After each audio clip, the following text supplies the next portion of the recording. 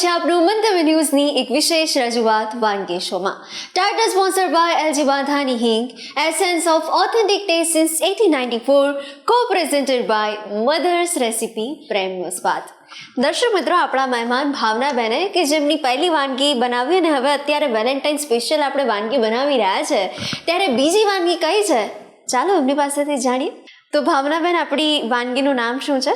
આપણી વાનગીનું નામ છે પીઝા ટાટ. પીઝા બાસ્કેટ બી કહી શકો, જરાક અલગ છે, યુનિક રીતે આપણે બાસ્કેટમાં પીઝાનું વર્ઝન આપીશું.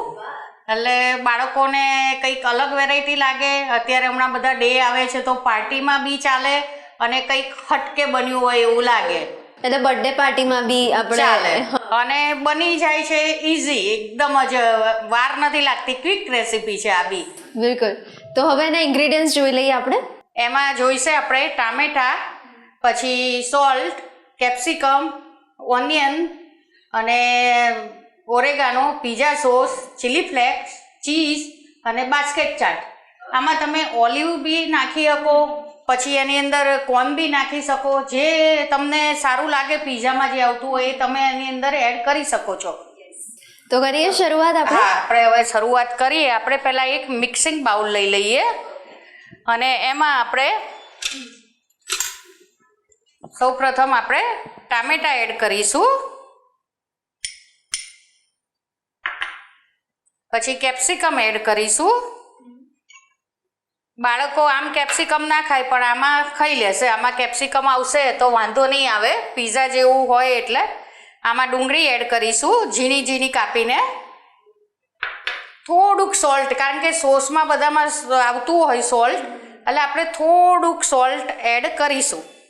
અને એની અંદર થોડુંક ઓરેગાનો અને થોડુંક ચીલી ફ્લેક્સ અને થોડોક પીઝા સોસ નાખીશું આપણે.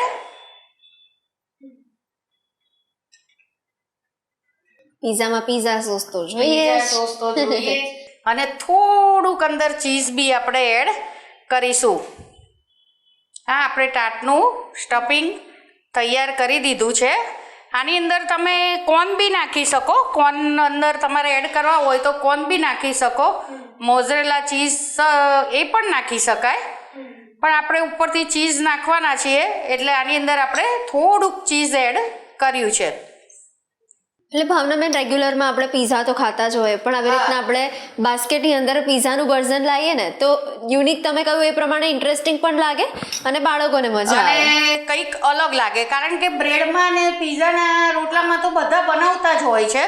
આ થોડુંક અલગ બી લાગે અને સારું બી લાગે. એટલે પછી આપણે એને આવી રીતે મિક્સ કરી કાઢવાનો. બધો મસાલો તમે એક એક કરીને નાખો ને તો એની અંદર મિક્સ બરાબર ના થાય. આવી રીતે તમે બાઉલમાં બધું મિક્સ કરી દેશો ને તો પ્રોપર એનો ટેસ્ટ બી અંદર બેસી જશે અને એનું સ્ટફિંગ સરસ લાગે છે, ટેસ્ટી. હવે આપણે આ ટાટ લઈ લઈશું, એને આપણે આનાથી ભરીશું. તમને જેટલું ફાવે એ રીતે આની અંદર ભરવાનું. સ્ટફિંગ જેટલું જોઈએ એટલું ભરીશું આપણે.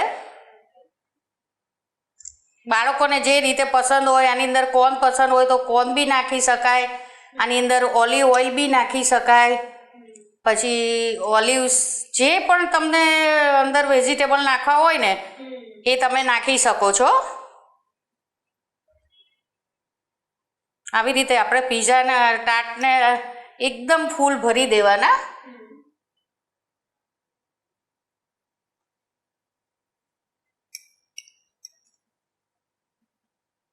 આ વાનગી પરથી ભાવનાબેન સ્ટ્રીટ ફૂડ લવર લાગી રહ્યા છે.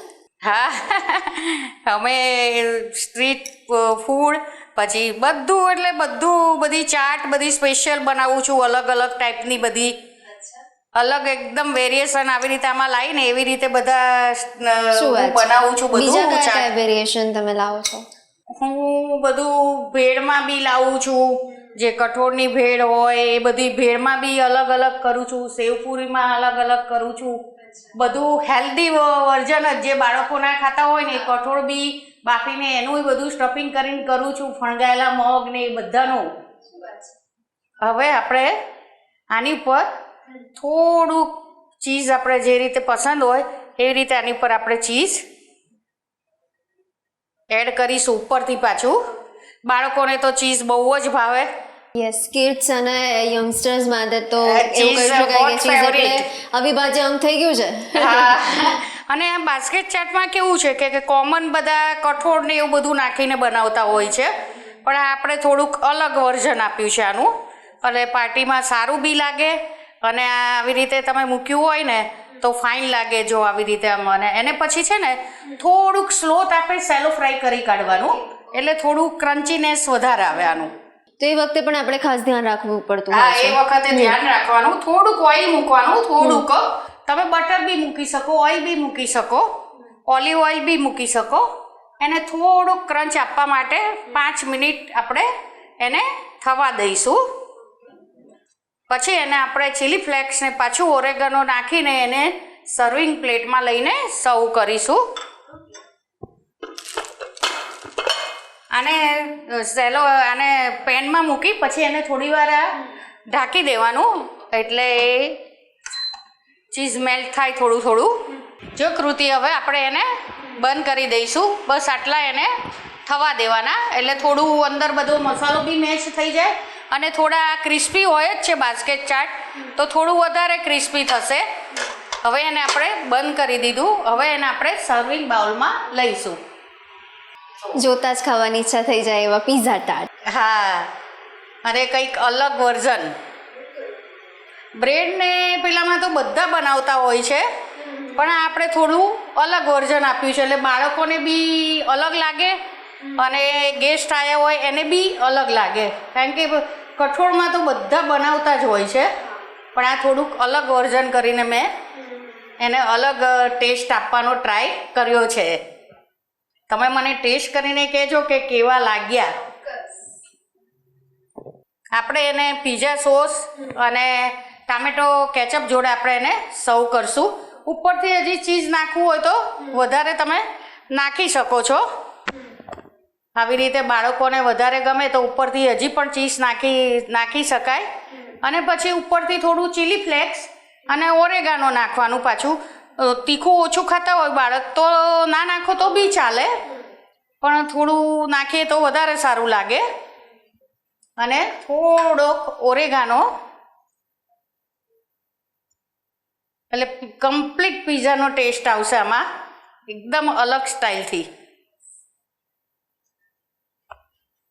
હવે એને આપણે આ પીઝા સોસ અને કેચઅપ સાથે એને સર્વ કરીશું.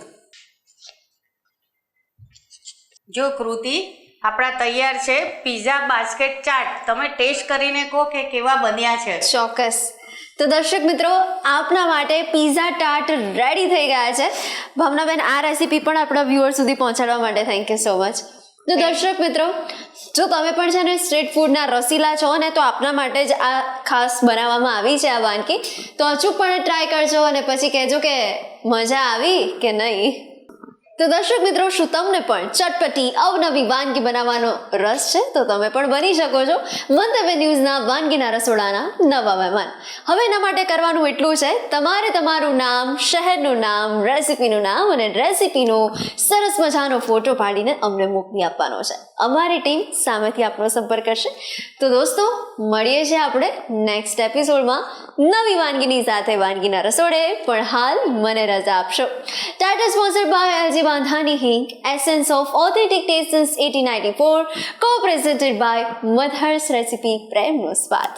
નમસ્કાર. પીઝા બાસ્કેટ ચાટ બનાવવાની સામગ્રી: કેપ્સિકમ, ટામેટા, ડુંગળી, oregano, chilli flakes, cheese, pizza sauce.